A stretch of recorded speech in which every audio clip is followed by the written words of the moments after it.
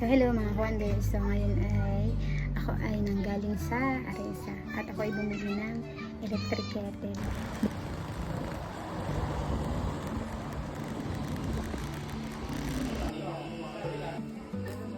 So ngayon ay ibibigay ko na kay tata yung kinikwento niya nung nakaraan na electric kettle kasi nagpapabili siya sa akin dahil nahirapan na daw siyang bumaba ng hagdan pag madaling araw. Kaya ito. So, yan. So, medyo murahin lang kasi wala pa tayong budget ngayon. Kaya tingnan natin kung magugustuhan ba ni tatay. So, nandiyan na si tatay.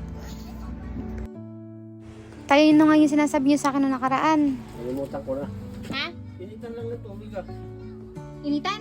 Oo. Initan ng tubig? So, ito ibibigay na natin. Ibibigay na natin. Ay, Asahi baka naman.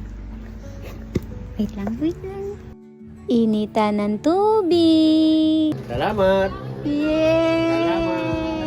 Panis! O, diba? Nagustuhan niyo yung electric kettle? Napaka-priceless ng ngiti. Yun lang mga ka-wonders. Salamat sa inyong pagsama. Bye!